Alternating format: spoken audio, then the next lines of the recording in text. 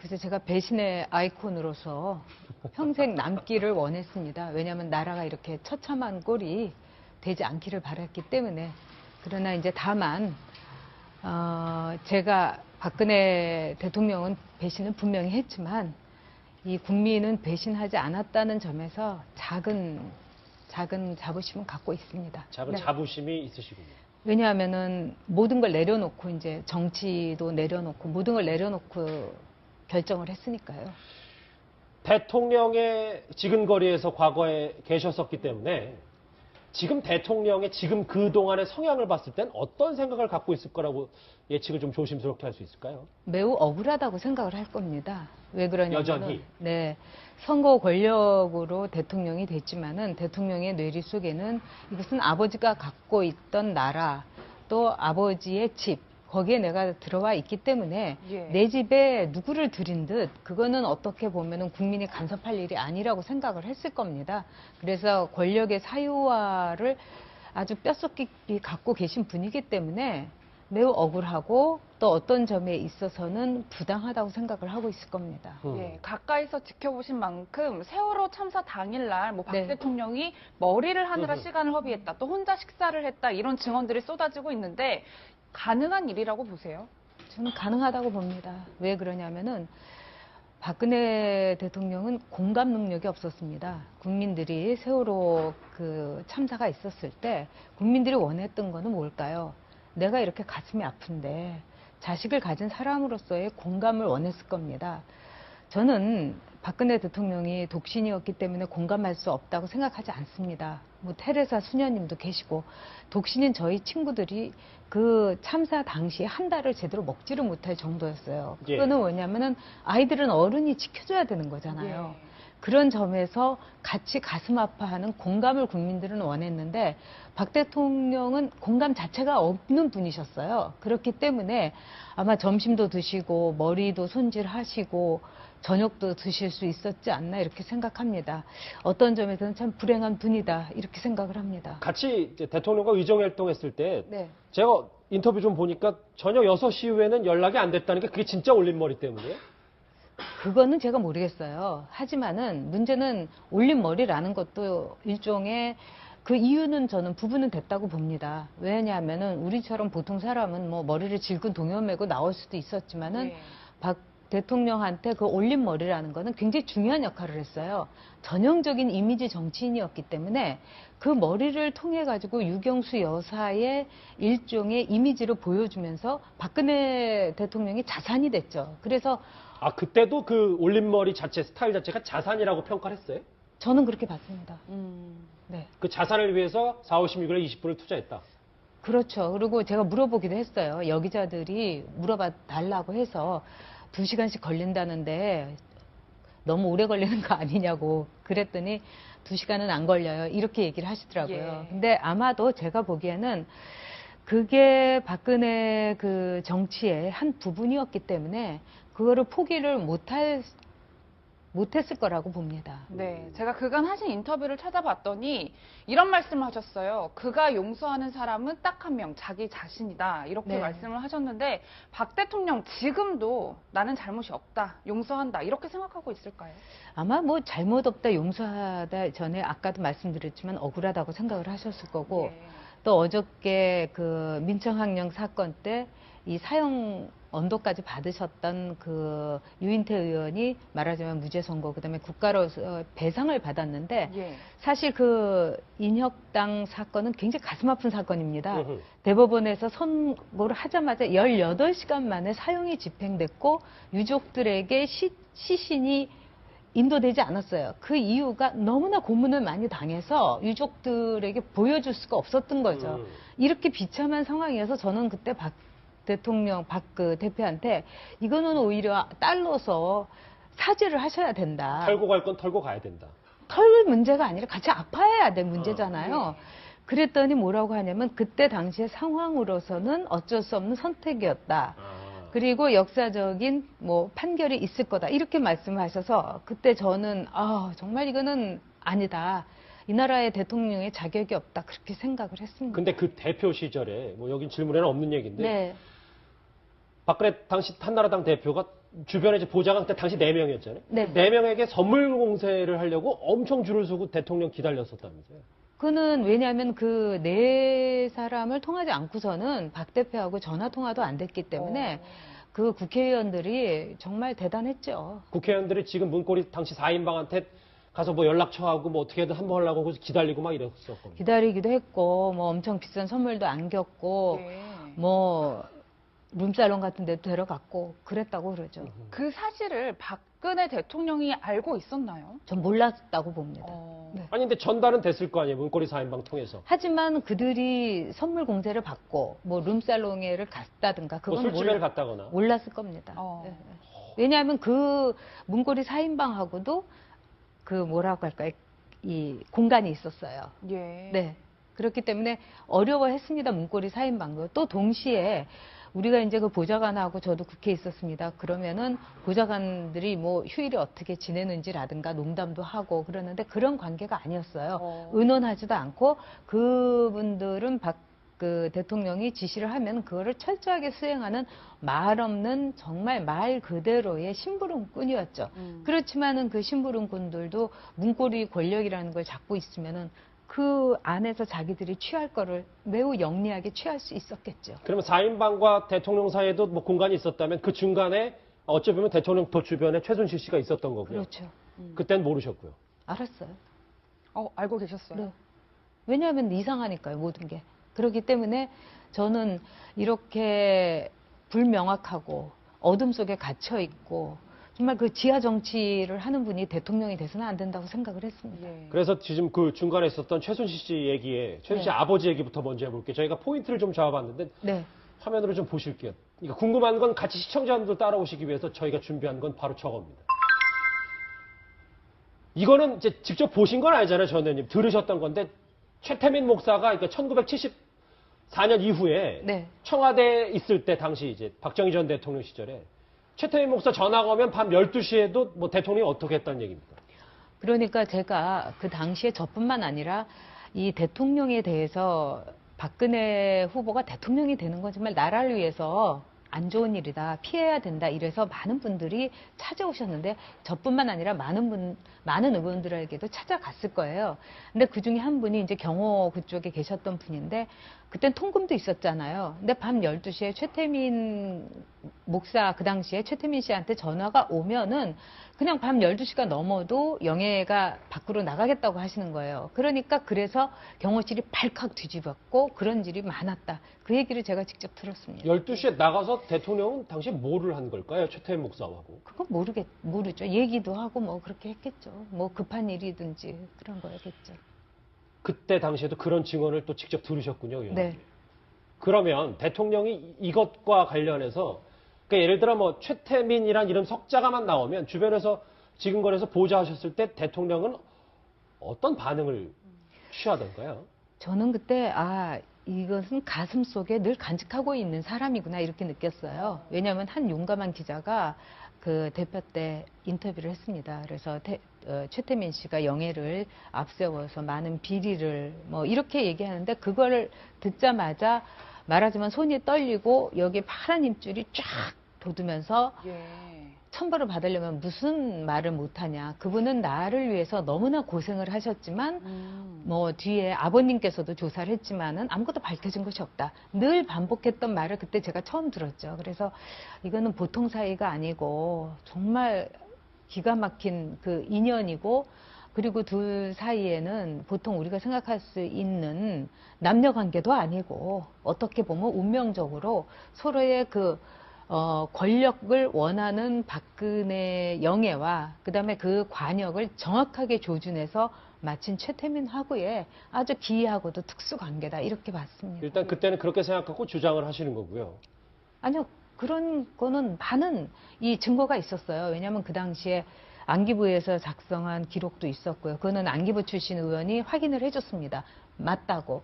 그리고 그 뒤에 뭐 유경재단에서 쫓겨났던 분들이라든지 또 박정희 대통령하고 매우 밀접했던 언론인이라든지 이런 분들한테 제가 너무 많이 들었어요. 예. 이 정도 문제를 아셨다면 지금의 최순실의 국정농단을 어느 정도 예견할 수도 있었을지 않았을까라는 생각이 드는데 저는 정확히 예견을 했습니다. 그래서 정말 최순실이 그러니까 박정희 그 대통령에 이어서 2세 정치인인 박근혜 후보가 대통령이 된다면 이 나라는 우리나라가 아니라 박의 나라가 될 것이다.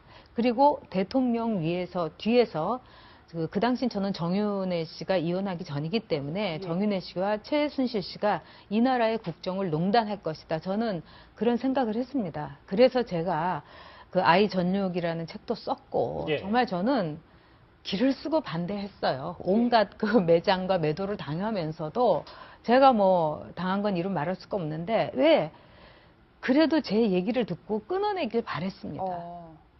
그렇다면 배신의 아이콘으로 돌아서기 그 전에도 이미 박 대표, 그 당시 박근혜 대표에게도 고언을 좀 하셨나요? 했죠. 말하자면은 사람들이 이상하게 보는 게 있다. 그리고 저는 박지만 씨의 마약 사건이라든가 이런 거에 대해서도 예. 다 밝히고 국민 앞에서 모든 것을 있는 그대로 다 밝히고서 새롭게 출발하는 박정희 대통령의 딸이 아니면 이 나라를 이끌어갈 자격이 없다고 생각한다. 이런 얘기도 했어요. 그래서 사실은 저를 별로 좋아하지는 않으셨습니다. 그랬더니 그때 대통령의 반응은 어땠나요? 무반응이었어요. 아무 내색하지 않는, 그러니까 마음에 안 들 때는 반응을 안 보였죠. 네. 그 이후로 조금 이제 두 분 사이가 좀 멀어졌다 그렇게 봐야 되는 겁니까? 최태민에 대한 고언 때문에? 아니요. 그거 말고도 저는 사실은 제가 그 대변인으로 일할 때 늘 총대를 맸어요. 속된 말로 직언을 많이 하고. 근데 같이 하자고 했던 뭐 비서실장이나 이런 분들이 뭐 전 의원이 먼저 하면 그 다음에 내가 하겠다 이러는데 맨날 저만 얘기하고. 그러고 나서 저한테 그 박 대표가 딱 심기가 안 좋아 보이면은 전 의원 말이 좀 지나치지 않냐고 막 이렇게 저를 오히려 얘기하고 해서 제가 참 순진한 사람이, 미련한 사람이 여러 가지로 당했죠. 그래도 만약 대통령 입장에서 보면은 본인 대표 때 대변인 아무나 시키는 것도 아니고 전역 전 의원한테 뭐 고언을 조금 바란다든지 아니면 그래도 좀 뭔가 주변에서 나를 좀 진짜 해줄 수 있는 사람이니까 대변인으로 임명했던 거 아닐까요? 저를 대변인으로 임명한 거는 박근혜 대표가 아니고 최병렬 대표였어요. 전 최병렬 네, 대표가. 그리고 나서 일주일 뒤에 대표가 되셨어요. 예. 그래서 그 체제로 갔던 겁니다. 네. 그러면 뭐 별다른 인연이나 이런 나중에 그런 왜냐면 나름대로 그것도 옷깃만 스쳐도 인연이니까 인연이었죠. 그런데 그 인연이 정말 좋은 뜻으로 만들지 못해서 저도 참 유감스럽습니다.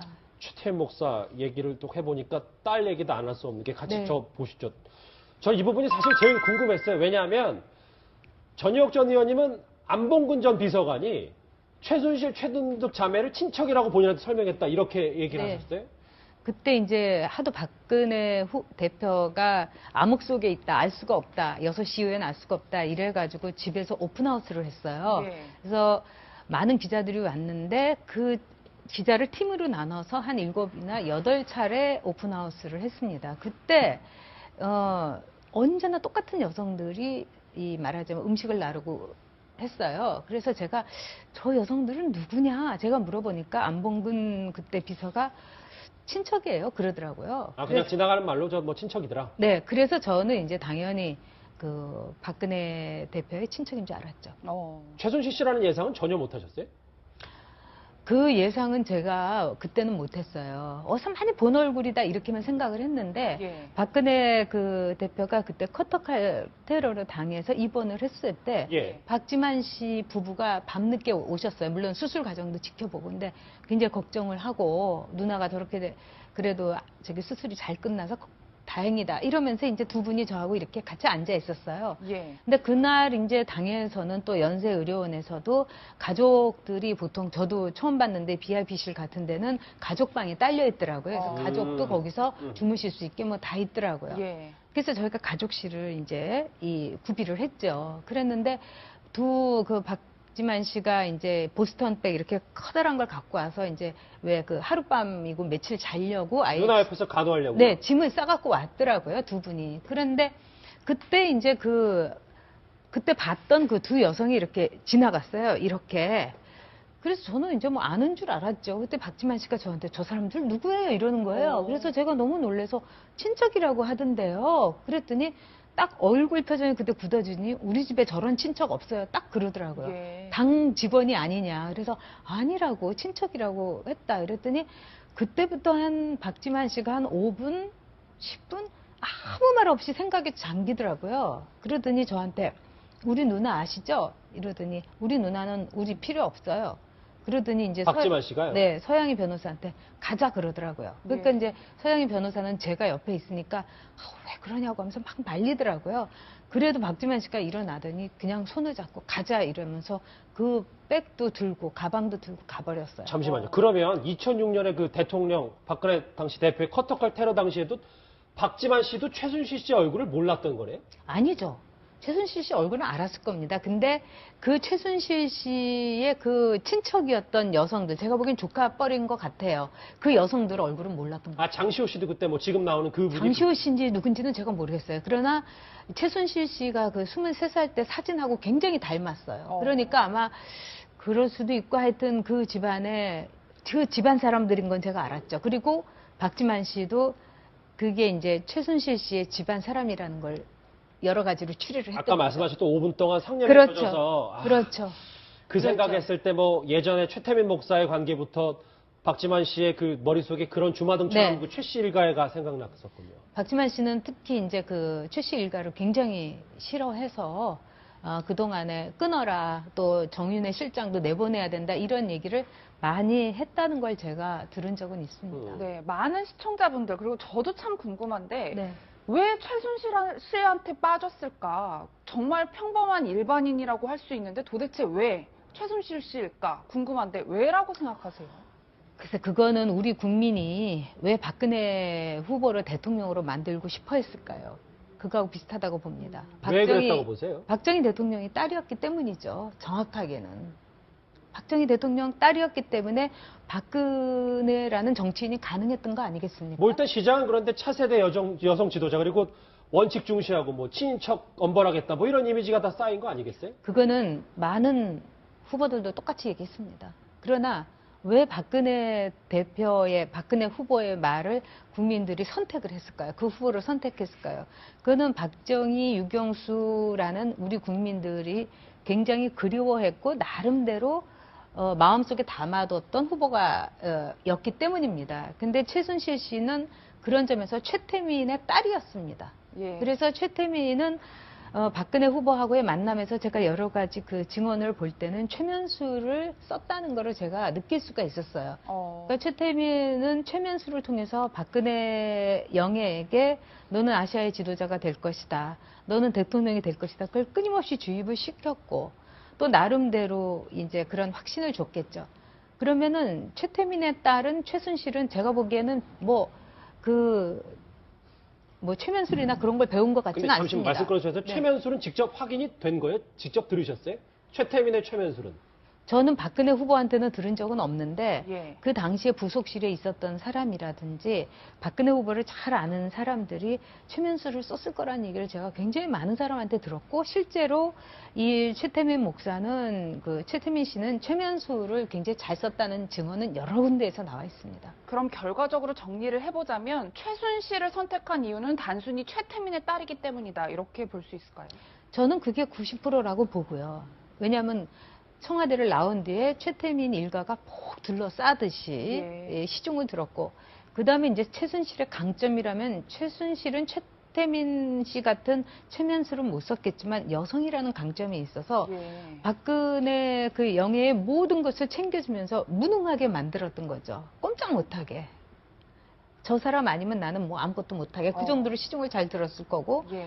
두 번째로는 제가 보기에는 이번에 보니까 약물로도 꼼짝 못하게 했을 수도 있겠구나. 이건 저의 그건 일단 추측입니다. 뭐 의혹과 주장이시 네, 약물로도 네. 그럴 수도 있다. 네, 그것도 굉장히 중요한 거죠. 근데 왜냐하면 예. 예전에는 그렇게까지 말을 이렇게 어리버리하게 하거나 앞뒤가 맞지 않거나 자기가 말한 거를 잊어버리진 않았습니다. 그게 제 친구한테 의사인 친구한테 물어보니까 그런 수면 유도제를 과도하게 복용을 하거나 프로포폴 같은 경우는 그런 후유증이 나올 수도 있다. 잠시만요. 그러더라고요. 그러니까 의원님께서 보좌하실 때 당시보다 대통령의 어떤 여러 가지 업무 수행 능력이 예전만큼 못하다는 평가십니까? 많이요? 네, 저는 그렇게 봅니다. 왜냐하면은 예전에는 그 기억력도 좋았고요. 그 다음에 정말 그 최선을 다해서 정권 교체를 위해서 노력하는 것은 있었습니다. 근데 지금은 뭐 출근도 안 하고 매우 나태하지 않습니까? 일단 업무를 안 했던 거예요. 본관으로 가지도 않았고.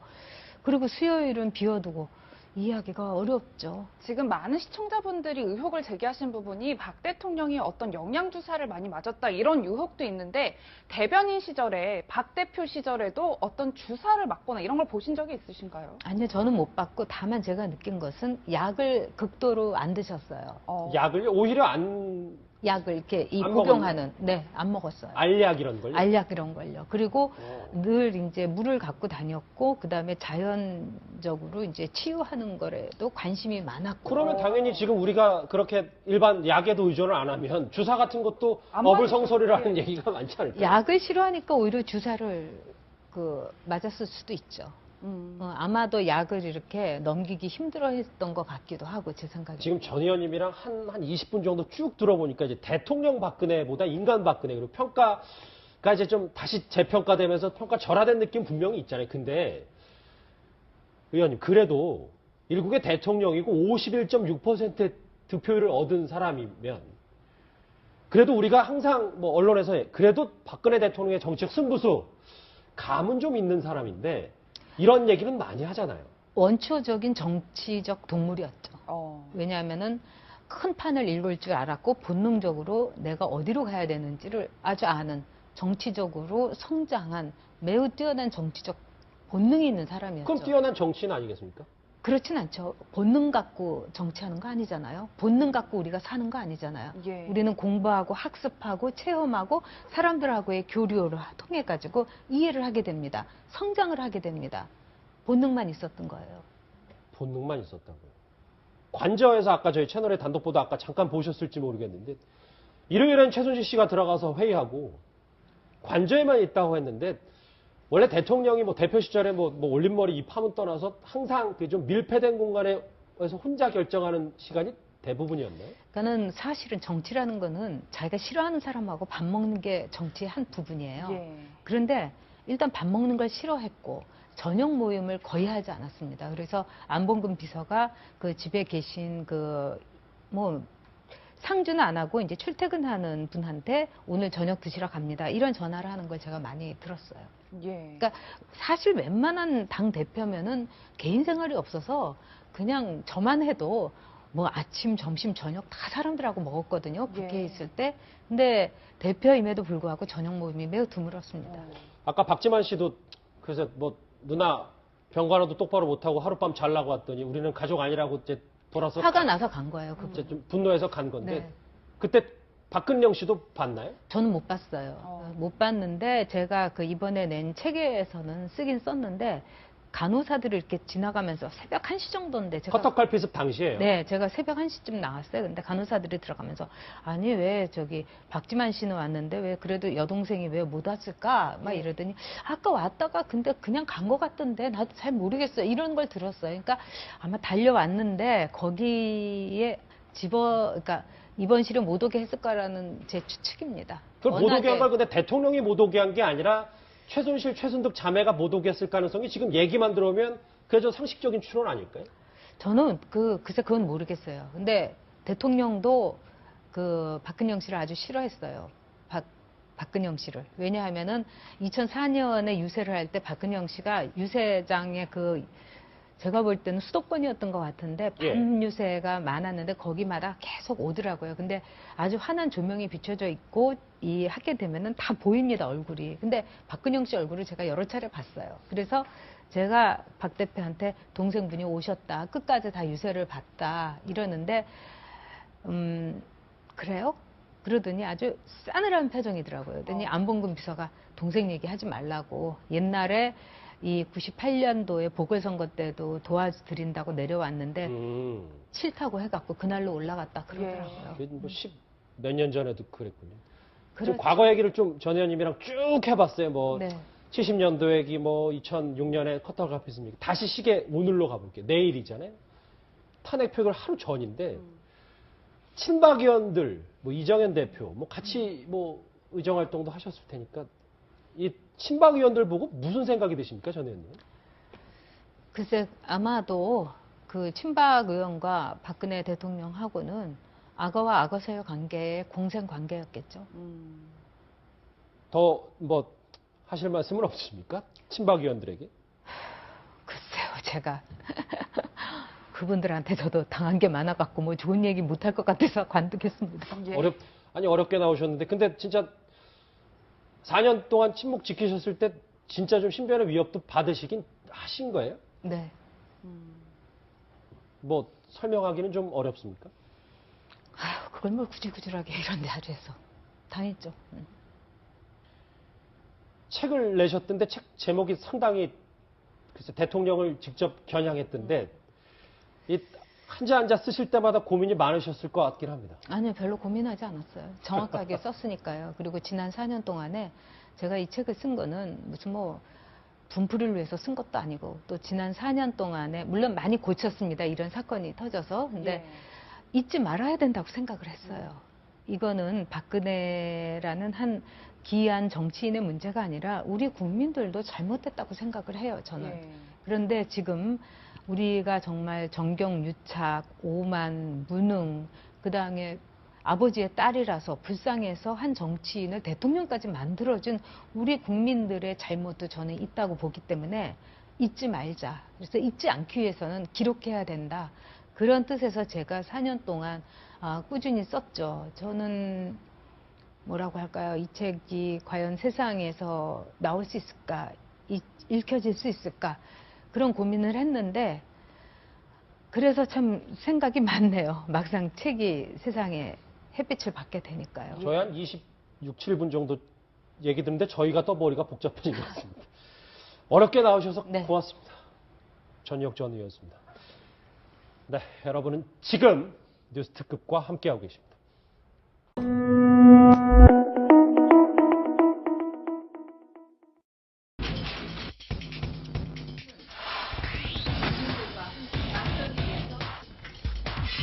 최근은 기획사에서 키워낸 정치 스타라고 봐요.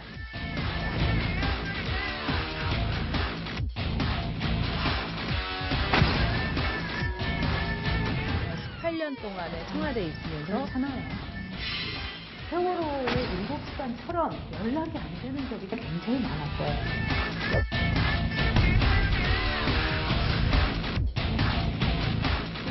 눈물을 흘린다.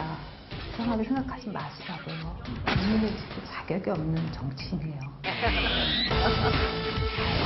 친박에다가 진박, 탄박, 호박, 열도 바라게 몰랐다고요? 8년 동안에 청와대에 있으면서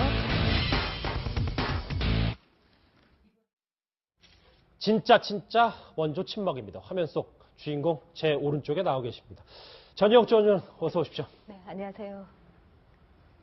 그렇게 안 나오신다고 하시더니 결국 나오셨군요. 죄송합니다. 아니 뭐 죄송하실 것까지는 없고 탄핵 하루 앞둬서 아까 저희도 저희 평론을 좀 해봤는데 네. 어떻게 지금 이 시국과 그리고 대통령의 심경을 어떻게 좀 예상하고 지금 본인의 심경은 또 어떠십니까? 그래서 제가 배신의 아이콘으로서 평생 남기를 원했습니다. 왜냐하면 나라가 이렇게 처참한 꼴이 되지 않기를 바랐기 때문에. 그러나 이제 다만 제가 박근혜 대통령은 배신을 분명히 했지만 이 국민은 배신하지 않았다는 점에서 작은 자부심은 갖고 있습니다. 작은 네. 자부심이 있으시군요. 왜냐하면은 모든 걸 내려놓고 이제 정치도 내려놓고 모든 걸 내려놓고 결정을 했으니까. 서시 이후에는 연락이 안 됐다는 게 그게 진짜 올림머리 때문이에요? 그거는 제가 모르겠어요. 하지만은 문제는 올림머리라는 것도 일종의 그 이유는 저는 부분은 됐다고 봅니다. 왜냐하면은 우리처럼 보통 사람은 뭐 머리를 질끈 동여매고 나올 수도 있었지만은 네. 박 대통령한테 그 올림머리라는 거는 굉장히 중요한 역할을 했어요. 전형적인 이미지 정치인이었기 때문에 그 머리를 통해 가지고 유경수 여사의 일종의 이미지를 보여주면서 박근혜 대통령이 자산이 됐죠. 그래서 아 그때도 그 올림머리 자체 스타일 자체가 자산이라고 평가를 했어요? 저는 그렇게 봤습니다. 네. 그 자산을 위해서 4월 16일에 20분을 투자했다. 그렇죠. 그리고 제가 물어보기도 했어요. 여기자들이 물어봐 달라고 해서 2시간씩 걸린다는데 너무 오래 걸리는 거 아니냐고 그랬더니 2시간은 안 걸려요. 이렇게 얘기를 하시더라고요. 예. 근데 아마도 제가 보기에는 그게 박근혜 그 정치의 한 부분이었기 때문에 그거를 포기를 못했을 거라고 봅니다. 네, 제가 그간 하신 인터뷰를 찾아봤더니 이런 말씀을 하셨어요. 그가 용서하는 사람은 딱 한 명, 자기 자신이다. 이렇게 네. 말씀을 하셨는데 박 대통령 지금도 나는 잘못이 없다, 용서한다 이렇게 생각하고 있을까요?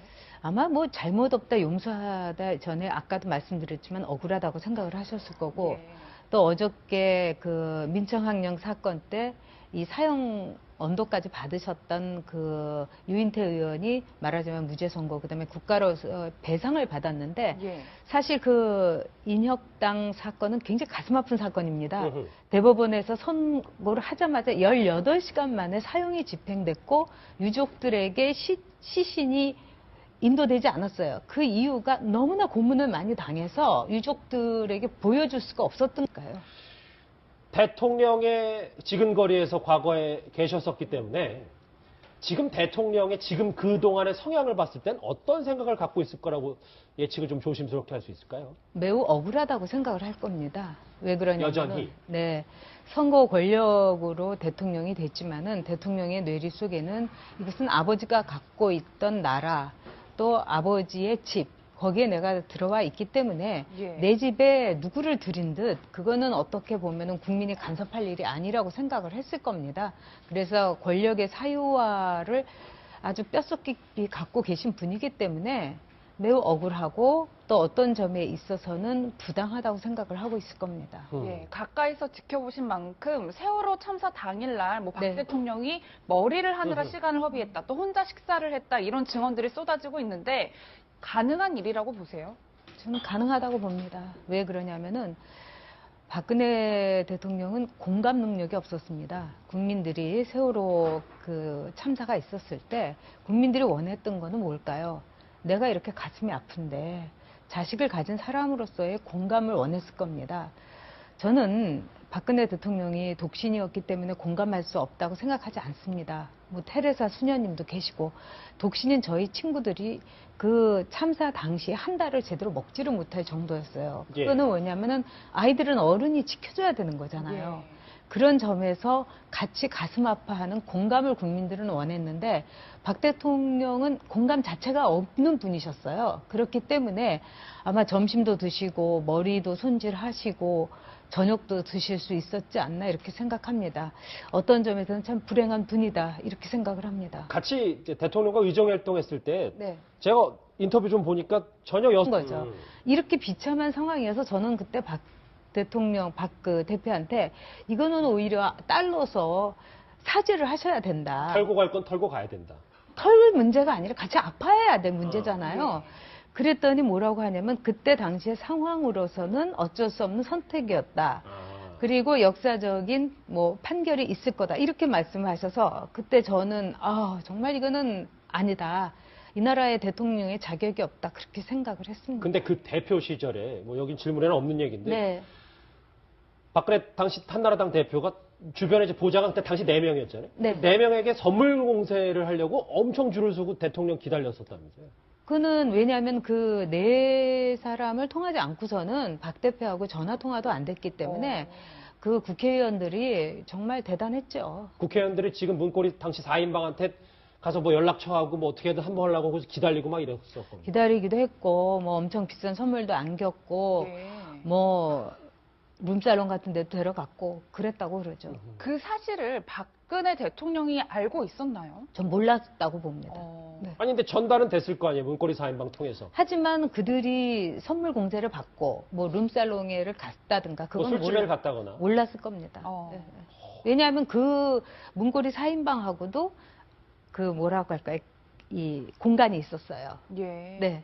그렇기 때문에 어려워했습니다. 문고리 4인방도. 또 동시에 우리가 이제 그 보좌관하고 저도 국회에 있었습니다. 그러면은 보좌관들이 뭐 휴일에 어떻게 지내는지라든가 농담도 하고 그러는데 그런 관계가 아니었어요. 의논하지도 않고 그분들은 그 대통령이 지시를 하면 그거를 철저하게 수행하는 말 없는 정말 말 그대로의 심부름꾼이었죠. 그렇지만은 그 심부름꾼들도 문고리 권력이라는 걸 잡고 있으면은 그 안에서 자기들이 취할 거를 매우 영리하게 취할 수 있었겠죠. 그러면 4인방과 대통령 사이에도 뭐 공간이 있었다면 그 중간에 어찌 보면 대통령 더 주변에 최순실 씨가 있었던 거고요. 그렇죠. 그때는 모르셨고요. 알았어요. 알고 계셨어요? 네. 왜냐하면 이상하니까요, 모든 게. 그렇기 때문에 저는 이렇게 불명확하고 어둠 속에 갇혀 있고 정말 그 지하 정치를 하는 분이 대통령이 돼서는 안 된다고 생각을 했습니다. 예. 그래서 지금 그 중간에 있었던 최순실 씨 얘기에 최순실 씨 네. 아버지 얘기부터 먼저 해볼게요. 저희가 포인트를 좀 잡아봤는데 네. 화면으로 좀 보실게요. 그러니까 궁금한 건 같이 시청자분들 따라오시기 위해서 저희가 준비한 건 바로 저겁니다. 두 분 사이가 좀 멀어졌다 그렇게 봐야 되는 겁니까? 최태민에 대한 고언 때문에? 아니요. 그거 말고도 저는 사실은 제가 그 대변인으로 일할 때 늘 총대를 맸어요. 속된 말로 직언을 많이 하고. 근데 같이 하자고 했던 뭐 비서실장이나 이런 분들이 뭐 전 의원이 먼저 하면 그다음에 내가 하겠다 이러는데 맨날 저만 얘기하고 그러고 나서 저한테 그 박 대표가 딱 심기가 안 좋아 보이면은 전 의원 말이 좀 지나치지 않냐고 막 이렇게 저를 오히려 얘기하고 해서 제가 참 순진한 사람이 미련한 사람이 여러 가지로 당했죠. 그래도 만약 대통령 입장에서 보면은 본인 대표 때 대변인 아무나 시키는 것도 아니고 전역 전 의원한테 뭐 고언을 조금 바란다든지 아니면 그래도 좀 뭔가 주변에서 나를 좀 진짜 해줄 수 있는 사람이니까 대변인으로 임명했던 거 아닐까요? 저를 대변인으로 임명한 거는 박근혜 대표가 아니고 최병렬 대표였어요. 전 최병렬 네, 대표가. 그리고 나서 일주일 뒤에 대표가 되셨어요. 예. 그래서 그 체제로 갔던 겁니다. 네. 그러면 뭐 별다른 인연이나 이런 나중에 그런 왜냐면 나름대로 그것도 옷깃만 스쳐도 인연이니까 인연이었죠. 그런데 그 인연이 정말 좋은 뜻으로 만들지 못해서 저도 참 유감스럽습니다. 최태민 목사 얘기를 또 해보니까 딸 얘기도 안 할 수 없는 게 같이 네. 저 보시죠. 저 이 부분이 사실 제일 궁금했어요. 왜냐하면 전희혁 전 의원님은 안봉근 전 비서관이 최순실, 최순득 자매를 친척이라고 본인한테 설명했다 이렇게 얘기를 네. 하셨어요. 그때 이제 하도 박근혜 대표가 암흑 속에 있다, 알 수가 없다, 6시 이후에는 알 수가 없다, 이래가지고 집에서 오픈하우스를 했어요. 네. 그래서 많은 기자들이 왔는데 그 기자를 팀으로 나눠서 한 7이나 8차례 오픈하우스를 했습니다. 그때, 언제나 똑같은 여성들이 말하자면 음식을 나르고 했어요. 그래서 제가 저 여성들은 누구냐? 제가 물어보니까 안봉근 그때 비서가 친척이에요. 그러더라고요. 아 그냥 지나가는 말로 저 뭐 친척이더라. 네, 그래서 저는 이제 당연히 그 박근혜 대표의 친척인 줄 알았죠. 최순실 씨라는 예상은 전혀 못 하셨어요? 그 예상은 제가 그때는 못했어요. 어서 많이 본 얼굴이다 이렇게만 생각을 했는데 예. 박근혜 그 대표가 그때 커터칼 테러를 당해서 입원을 했을 때 예. 박지만 씨 부부가 밤늦게 오셨어요. 물론 수술 과정도 지켜보고 근데 굉장히 걱정을 하고 누나가 저렇게 그래도 저기 수술이 잘 끝나서 다행이다 이러면서 이제 두 분이 저하고 이렇게 같이 앉아 있었어요. 예. 근데 그날 이제 당에서는 또 연세의료원에서도 가족들이 보통 저도 처음 봤는데 BIP실 같은 데는 가족방이 딸려 있더라고요. 그래서 가족도 거기서 주무실 수 있게 뭐 다 있더라고요. 예. 그래서 저희가 가족실을 이제 구비를 했죠. 그랬는데 그 박지만 씨가 이제 보스턴백 이렇게 커다란 걸 갖고 와서 이제 왜 그 하룻밤이고 며칠 자려고 아예 누나 옆에서 간호하려고. 네, 짐을 싸갖고 왔더라고요, 두 분이. 그런데 그때 이제 그때 봤던 그 두 여성이 이렇게 지나갔어요, 이렇게. 그래서 저는 이제 뭐 아는 줄 알았죠. 그때 박지만 씨가 저한테 저 사람들 누구예요? 이러는 거예요. 그래서 제가 너무 놀래서 친척이라고 하던데요. 그랬더니 딱 얼굴 표정이 그때 굳어지니 우리 집에 저런 친척 없어요. 딱 그러더라고요. 예. 당 직원이 아니냐. 그래서 아니라고 친척이라고 했다. 그랬더니 그때부터 한 박지만 씨가 한 5분, 10분 아무 말 없이 생각에 잠기더라고요. 그러더니 저한테 우리 누나 아시죠? 이러더니 우리 누나는 우리 필요 없어요. 그러더니 이제 박지만 씨가요? 네, 서양희 변호사한테 가자 그러더라고요. 그러니까 예. 이제 서양희 변호사는 제가 옆에 있으니까 왜 그러냐고 하면서 막 말리더라고요. 그래도 박지만 씨가 일어나더니 그냥 손을 잡고 가자 이러면서 그 백도 들고 가방도 들고 가버렸어요. 잠시만요. 그러면 2006년에 그 대통령 박근혜 당시 대표의 커터칼 테러 당시에도 박지만 씨도 최순실 씨 얼굴을 몰랐던 거네요? 아니죠. 최순실 씨 얼굴은 알았을 겁니다. 근데 그 최순실 씨의 그 친척이었던 여성들, 제가 보기엔 조카뻘인 것 같아요.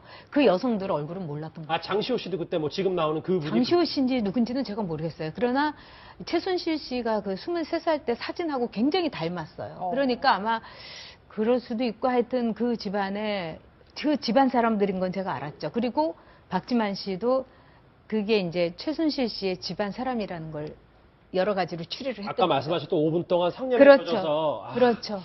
그 생각했을 때 뭐 예전에 최태민 목사의 관계부터 박지만 씨의 그 머릿속에 그런 주마등처럼 네. 그 최 씨 일가가 생각났었군요. 박지만 씨는 특히 이제 그 최 씨 일가를 굉장히 싫어해서 그동안에 끊어라, 또 정윤회 실장도 내보내야 된다, 이런 얘기를 많이 했다는 걸 제가 들은 적은 있습니다. 네, 많은 시청자분들 그리고 저도 참 궁금한데 네.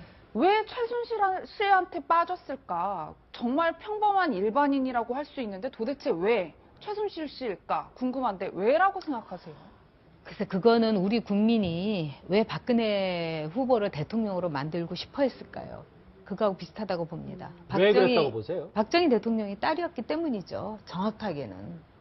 박정희 대통령 딸이었기 때문에 박근혜라는 정치인이 가능했던 거 아니겠습니까? 뭐 일단 시장은 그런데 차세대 여성 지도자 그리고 원칙 중시하고 뭐 친인척 엄벌하겠다 뭐 이런 이미지가 다 쌓인 거 아니겠어요? 그거는 많은 후보들도 똑같이 얘기했습니다. 그러나 왜 박근혜 후보의 말을, 왜냐하면 그 문고리 4인방하고도 그 뭐라고 할까요?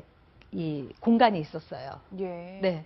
그렇기 때문에 어려워했습니다. 문고리 4인방도. 또 동시에 우리가 이제 그 보좌관하고 저도 국회에 있었습니다. 그러면은 보좌관들이 뭐 휴일에 어떻게 지내는지라든가 농담도 하고 그러는데 그런 관계가 아니었어요. 의논하지도 않고 그분들은 그 대통령이 지시를 하면 그거를 철저하게 수행하는 말 없는 정말 말 그대로의 심부름꾼이었죠.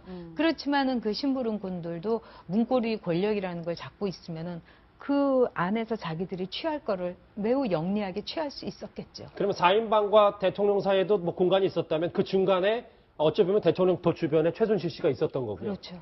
그땐 모르셨고요. 알았어요. 알고 계셨어요? 네. 왜냐하면 이상하니까요, 모든 게.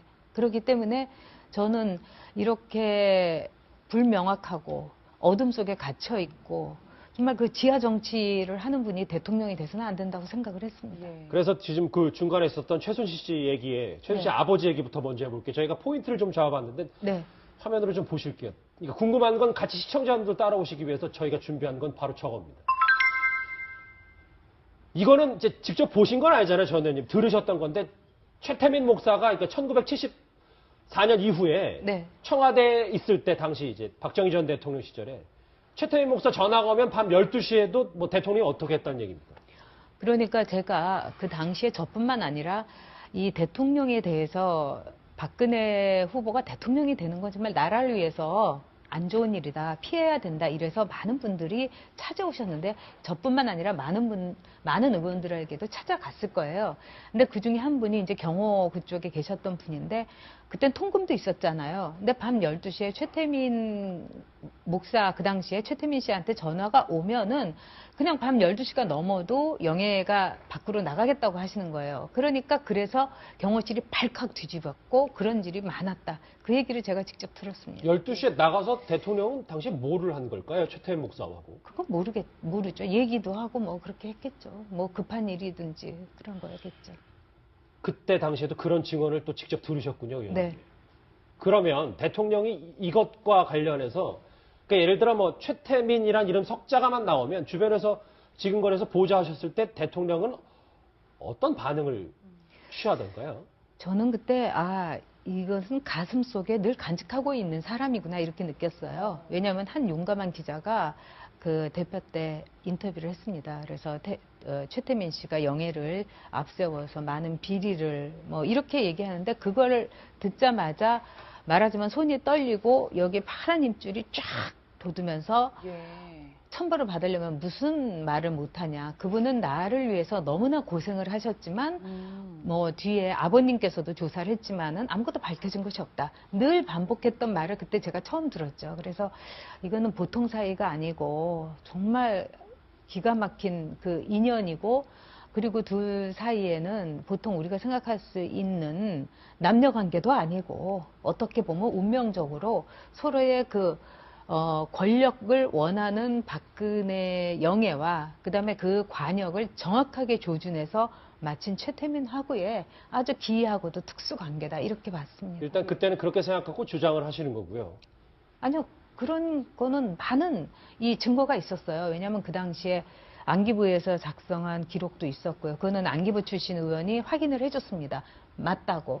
그리고 그 뒤에 뭐 유경재단에서 쫓겨났던 분들이라든지 또 박정희 대통령하고 매우 밀접했던 언론인이라든지 이런 분들한테 제가 너무 많이 들었어요. 예. 이 정도 문제를 아셨다면 지금의 최순실의 국정농단을 어느 정도 예견할 수도 있었을지 않았을까라는 생각이 드는데 저는 정확히 예견을 했습니다. 그래서 정말 최순실이 그러니까 박정희 대통령에 이어서 2세 정치인인 박근혜 후보가 대통령이 된다면 이 나라는 우리나라가 아니라 박의 나라가 될 것이다. 그리고 대통령 뒤에서 그 당시 저는 정윤회 씨가 이혼하기 전이기 때문에 정윤회 씨와 최순실 씨가 이 나라의 국정을 농단할 것이다. 저는 그런 생각을 했습니다. 그래서 제가 그 아이 전육이라는 책도 썼고 예. 정말 저는 기를 쓰고 반대했어요. 온갖 그 매장과 매도를 당하면서도 제가 뭐 당한 건 이루 말할 수가 없는데 왜 그래도 제 얘기를 듣고 끊어내길 바랬습니다. 그렇다면 배신의 아이콘으로 돌아서기 그 전에도 이미 박 대표, 그 당시 박근혜 대표에게도 고언을 좀 하셨나요? 했죠. 말하자면은 사람들이 이상하게 보는 게 있다.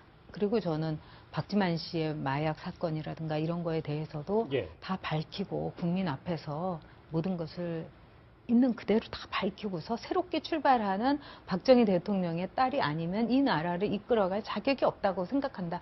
이런 얘기도 했어요. 그래서 사실은 저를 별로 좋아하지는 않으셨습니다. 그랬더니 그때 대통령의 반응은 어땠나요? 무반응이었어요. 아무 내색하지 않는, 그러니까 마음에 안 들 때는 반응을 안 보였죠. 네. 그 이후로 조금 이제 저는 못 봤어요. 못 봤는데 제가 이번에 낸 책에서는 쓰긴 썼는데 간호사들을 이렇게 지나가면서 새벽 1시 정도인데 제가 커터칼 필습 당시에요. 네, 제가 새벽 1시쯤 나왔어요. 근데 간호사들이 들어가면서 아니 왜 박지만 씨는 왔는데 왜 그래도 여동생이 왜 못 왔을까? 막 이러더니 아까 왔다가 근데 그냥 간 것 같던데 나도 잘 모르겠어요. 이런 걸 들었어요. 그러니까 아마 달려왔는데 거기에 그러니까 입원실에 못 오게 했을 거라는 제 추측입니다. 그걸 못 오게 한 걸 근데 대통령이 못 오게 한 게 아니라 최순실, 최순득 자매가 못 오게 했을 가능성이 지금 얘기만 들어오면 그게 좀 상식적인 추론 아닐까요? 저는 글쎄 그건 모르겠어요. 근데 대통령도 박근영 씨를 아주 싫어했어요.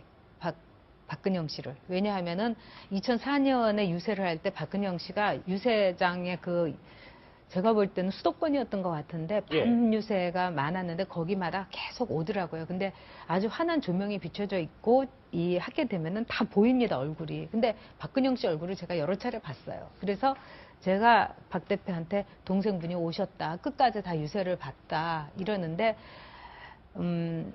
그래요? 그러더니 아주 싸늘한 표정이더라고요. 그러더니 안봉근 비서가 동생 얘기하지 말라고. 옛날에 이 98년도에 보궐선거 때도 도와드린다고 내려왔는데 싫다고 해갖고 그날로 올라갔다 그러더라고요. 뭐 몇 년 전에도 그랬군요. 그렇죠. 지금 과거 얘기를 좀 전 의원님이랑 쭉 해봤어요. 뭐 네. 70년도 얘기, 뭐 2006년에 커터가 필습니까? 다시 시계 오늘로 가볼게요. 내일이잖아요. 탄핵 표결 하루 전인데 친박 의원들, 뭐 이정현 대표, 뭐 같이 뭐 의정 활동도 하셨을 테니까 이 친박 의원들 보고 무슨 생각이 드십니까, 전 의원님? 글쎄 아마도 친박 의원과 박근혜 대통령하고는 악어와 악어새의 관계의 공생 관계였겠죠. 더 뭐 하실 말씀은 없으십니까? 친박 의원들에게? 글쎄요, 제가 그분들한테 저도 당한 게 많아갖고 뭐 좋은 얘기 못할 것 같아서 관두겠습니다. 어렵게 나오셨는데 근데 진짜 4년 동안 침묵 지키셨을 때 진짜 좀 신변의 위협도 받으시긴 하신 거예요? 네. 뭐 설명하기는 좀 어렵습니까? 아유, 그걸 뭘 구질구질하게 이런 자리에서 당했죠. 책을 내셨던데 책 제목이 상당히 글쎄 대통령을 직접 겨냥했던데 이 한자 쓰실 때마다 고민이 많으셨을 것 같긴 합니다. 아니요, 별로 고민하지 않았어요. 정확하게 썼으니까요. 그리고 지난 4년 동안에 제가 이 책을 쓴 거는 무슨 뭐 분풀이를 위해서 쓴 것도 아니고 또 지난 4년 동안에 물론 많이 고쳤습니다. 이런 사건이 터져서. 근데 예. 잊지 말아야 된다고 생각을 했어요. 이거는 박근혜라는 한 기이한 정치인의 문제가 아니라 우리 국민들도 잘못됐다고 생각을 해요, 저는. 예. 그런데 지금 우리가 정말 정경유착, 오만, 무능, 그 다음에 아버지의 딸이라서 불쌍해서 한 정치인을 대통령까지 만들어준 우리 국민들의 잘못도 저는 있다고 보기 때문에 잊지 말자. 그래서 잊지 않기 위해서는 기록해야 된다. 그런 뜻에서 제가 4년 동안 꾸준히 썼죠. 저는 뭐라고 할까요? 이 책이 과연 세상에서 나올 수 있을까? 읽혀질 수 있을까? 그런 고민을 했는데 그래서 참 생각이 많네요. 막상 책이 세상에 햇빛을 받게 되니까요. 저희 한 26, 7분 정도 얘기 듣는데 저희가 더 머리가 복잡해진 것 같습니다. 어렵게 나오셔서 네. 고맙습니다. 전희옥 전 의원이었습니다. 네, 여러분은 지금 뉴스 특급과 함께하고 계십니다.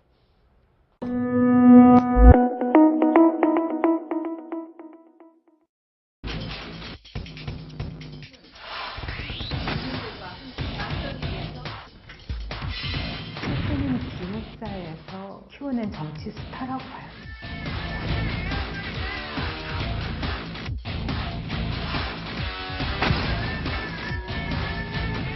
18년 동안에 청와대에 있으면서 괜찮아요. 세월호의 7시간처럼 연락이 안 되는 적이 굉장히 많았어요.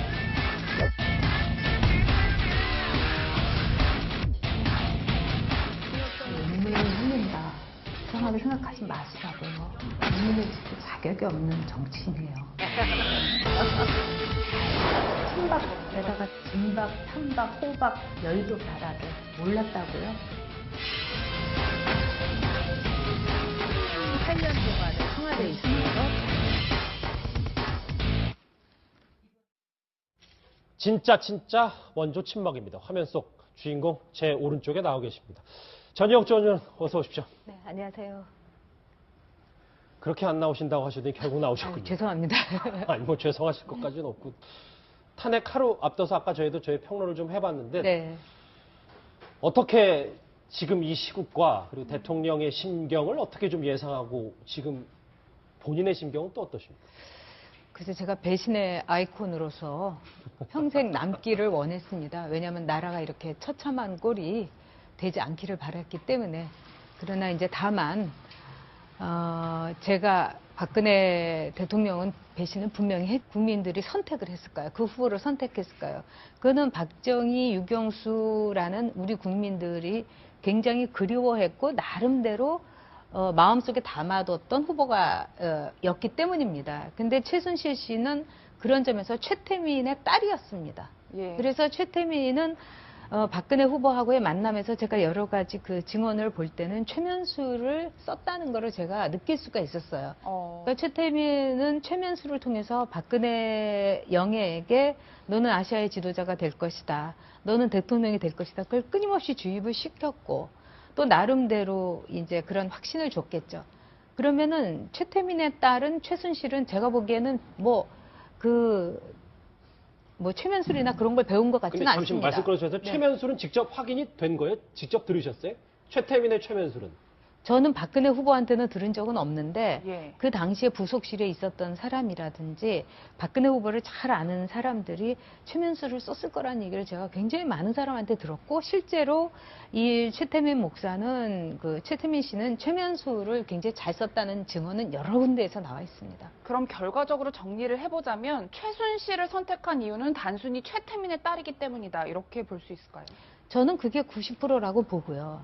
왜냐하면 청와대를 나온 뒤에 최태민 일가가 폭 둘러싸듯이 예. 시중을 들었고 그 다음에 이제 최순실의 강점이라면 최순실은 최태민 씨 같은 최면술은 못 썼겠지만 여성이라는 강점이 있어서 예. 박근혜 그 영예의 모든 것을 챙겨주면서 무능하게 만들었던 거죠. 꼼짝 못하게. 저 사람 아니면 나는 뭐 아무것도 못하게 그 정도로 시중을 잘 들었을 거고 예. 두 번째로는 제가 보기에는 이번에 보니까 약물로도 꼼짝 못하게 했을 수도 있겠구나. 이건 저의 그건 일단 뭐 추측입니다. 의혹과 주장이시 네, 약물로도 네. 그럴 수도 있다. 네, 그것도 굉장히 중요한 거죠. 근데 왜냐하면 예. 예전에는 그렇게까지 말을 이렇게 어리버리하게 하거나 앞뒤가 맞지 않거나 자기가 말한 거를 잊어버리진 않았습니다. 그게 제 친구한테, 의사인 친구한테 물어보니까 그런 수면 유도제를 과도하게 복용을 하거나 프로포폴 같은 경우는 그런 후유증이 나올 수도 있다. 잠시만요. 그러더라고요. 그러니까 의원님께서 보좌하실 때 당시보다 대통령의 어떤 여러 가지 업무 수행 능력이 예전만큼 못하다는 평가십니까? 많이요? 네, 저는 그렇게 봅니다. 왜냐하면은 예전에는 그 기억력도 좋았고요. 그 다음에 정말 그 최선을 다해서 이 정권 교체를 위해서 노력하는 것은 있었습니다. 근데 지금은 뭐 출근도 안 하고 매우 나태하지 않습니까? 일단 업무를 안 했던 거예요. 본관으로 가지도 않았고. 그리고 수요일은 비워두고 이해하기가 어렵죠. 지금 많은 시청자분들이 의혹을 제기하신 부분이 박 대통령이 어떤 영양주사를 많이 맞았다 이런 의혹도 있는데 대변인 시절에 박 대표 시절에도 어떤 주사를 맞거나 이런 걸 보신 적이 있으신가요? 아니요, 저는 못 받고 다만 제가 느낀 것은 약을 극도로 안 드셨어요. 약을 오히려 안 약을 이렇게 안 복용하는, 네, 안 먹었어요. 알약 이런 걸요? 알약 이런 걸요. 그리고 늘 이제 물을 갖고 다녔고, 그 다음에 자연적으로 이제 치유하는 거에도 관심이 많았고. 그러면 당연히 지금 우리가 그렇게 일반 약에도 의존을 안 하면 주사 같은 것도 안 맞을 어불성설이라는 수 얘기가 많지 않을까요? 약을 싫어하니까 오히려 주사를 맞았을 수도 있죠. 아마도 약을 이렇게 넘기기 힘들어 했던 것 같기도 하고, 제 생각에. 지금 전 의원님이랑 한 20분 정도 쭉 들어보니까 이제 대통령 박근혜보다 인간 박근혜 그리고 평가가 이제 좀 다시 재평가되면서 평가 절하된 느낌 분명히 있잖아요. 근데 의원님 그래도 일국의 대통령이고 51.6%의 득표율을 얻은 사람이면 그래도 우리가 항상 뭐 언론에서 그래도 박근혜 대통령의 정치적 승부수 감은 좀 있는 사람인데 이런 얘기는 많이 하잖아요. 원초적인 정치적 동물이었죠. 왜냐하면은 큰 판을 읽을 줄 알았고 본능적으로 내가 어디로 가야 되는지를 아주 아는 정치적으로 성장한 매우 뛰어난 정치적 본능이 있는 사람이었죠. 그럼 뛰어난 정치인 아니겠습니까? 그렇진 않죠. 본능 갖고 정치하는 거 아니잖아요. 본능 갖고 우리가 사는 거 아니잖아요. 예. 우리는 공부하고 학습하고 체험하고 사람들하고의 교류를 통해 가지고 이해를 하게 됩니다. 성장을 하게 됩니다. 본능만 있었던 거예요. 본능만 있었다고요. 관저에서 아까 저희 채널의 단독 보도 아까 잠깐 보셨을지 모르겠는데 일요일엔 최순실 씨가 들어가서 회의하고 관저에만 있다고 했는데 원래 대통령이 뭐 대표 시절에 뭐 올림머리 이 파문 떠나서 항상 그 좀 밀폐된 공간에서 혼자 결정하는 시간이 대부분이었나요? 그러니까는 사실은 정치라는 거는 자기가 싫어하는 사람하고 밥 먹는 게 정치의 한 부분이에요. 예. 그런데 일단 밥 먹는 걸 싫어했고 저녁 모임을 거의 하지 않았습니다. 그래서 안봉근 비서가 그 집에 계신 상주는 안 하고 이제 출퇴근하는 분한테 오늘 저녁 드시러 갑니다. 이런 전화를 하는 걸 제가 많이 들었어요. 예. 그러니까 사실 웬만한 당 대표면은 개인 생활이 없어서 그냥 저만 해도 뭐 아침, 점심, 저녁 다 사람들하고 먹었거든요. 국회에 예. 있을 때. 근데 대표임에도 불구하고 저녁 모임이 매우 드물었습니다. 아까 박지만 씨도 그래서 뭐 누나 병간호도 똑바로 못하고 하룻밤 잘라고 왔더니 우리는 가족 아니라고 이제 돌아서 화가 나서 간 거예요. 그분. 이제 좀 분노해서 간 건데 네. 그때 박근영 씨도 봤나요? 그래서 제가 배신의 아이콘으로서 평생 남기를 원했습니다. 왜냐하면 나라가 이렇게 처참한 꼴이 되지 않기를 바랐기 때문에. 그러나 이제 다만 제가 박근혜 대통령은 배신을 분명히 했지만 이 국민은 배신하지 않았다는 점에서 작은 자부심은 갖고 있습니다. 작은 네. 자부심이 있으시군요. 왜냐하면은 모든 걸 내려놓고 이제 정치도 내려놓고 모든 걸 내려놓고 결정을 했으니까요. 대통령의 지근거리에서 과거에 계셨었기 때문에 지금 대통령의 지금 그동안의 성향을 봤을 땐 어떤 생각을 갖고 있을 거라고 예측을 좀 조심스럽게 할 수 있을까요? 매우 억울하다고 생각을 할 겁니다. 왜 그러냐면 여전히? 네, 선거 권력으로 대통령이 됐지만은 대통령의 뇌리 속에는 이것은 아버지가 갖고 있던 나라 또 아버지의 집 거기에 내가 들어와 있기 때문에 예. 내 집에 누구를 들인 듯 그거는 어떻게 보면은 국민이 간섭할 일이 아니라고 생각을 했을 겁니다.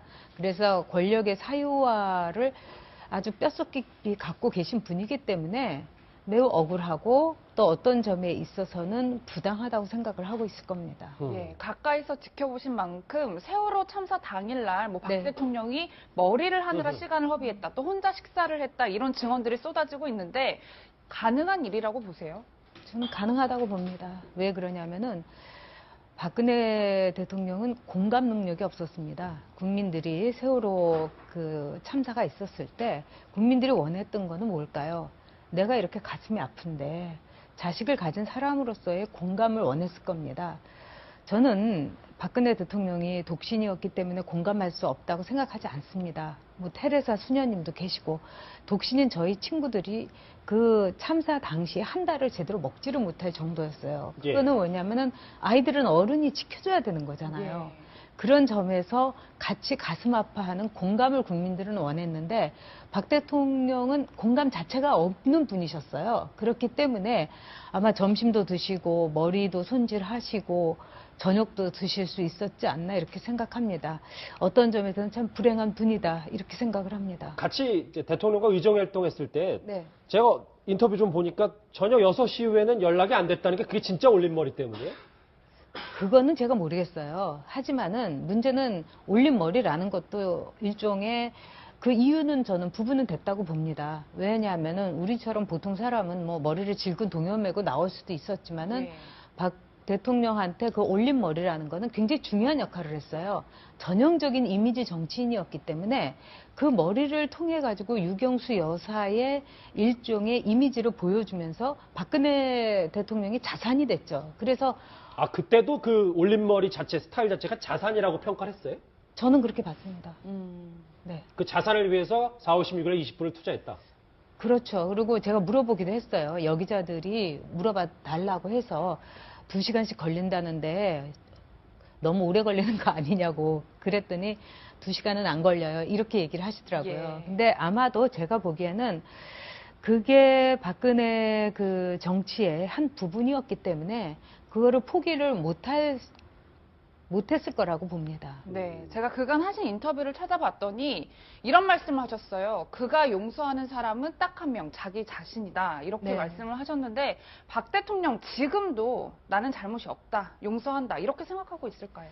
아마 뭐 잘못 없다 용서하다 전에 아까도 말씀드렸지만 억울하다고 생각을 하셨을 거고 예.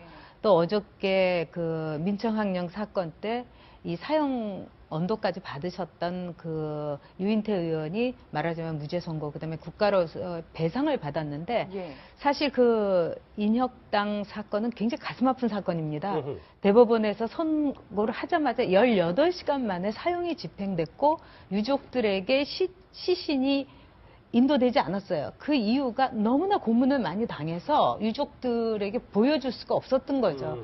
이렇게 비참한 상황이어서 저는 그때 박 대통령, 박 그 대표한테 이거는 오히려 딸로서 사죄를 하셔야 된다. 털고 갈 건 털고 가야 된다. 털 문제가 아니라 같이 아파야 될 문제잖아요. 그랬더니 뭐라고 하냐면 그때 당시의 상황으로서는 어쩔 수 없는 선택이었다. 아. 그리고 역사적인 뭐 판결이 있을 거다. 이렇게 말씀하셔서 그때 저는 정말 이거는 아니다. 이 나라의 대통령의 자격이 없다. 그렇게 생각을 했습니다. 근데 그 대표 시절에, 뭐 여긴 질문에는 없는 얘기인데, 네. 박근혜 당시 한나라당 대표가 주변에 이제 보좌관 당시 4명이었잖아요. 네. 4명에게 선물 공세를 하려고 엄청 줄을 서고 대통령 기다렸었다면서요. 그는 왜냐하면 그 네 사람을 통하지 않고서는 박 대표하고 전화 통화도 안 됐기 때문에 그 국회의원들이 정말 대단했죠. 국회의원들이 지금 문고리 당시 4인방한테 가서 뭐 연락처하고 뭐 어떻게든 한번 하려고 기다리고 막 이랬었거든요. 기다리기도 했고 뭐 엄청 비싼 선물도 안겼고 예. 뭐 룸살롱 같은 데도 데려갔고 그랬다고 그러죠. 그 사실을 박근혜 대통령이 알고 있었나요? 전 몰랐다고 봅니다. 네. 아니 근데 전달은 됐을 거 아니에요. 문고리 4인방 통해서. 하지만 그들이 선물 공세를 받고 뭐 룸살롱에를 갔다든가 뭐 그건 술집에 갔다거나. 몰랐을 겁니다. 어. 네.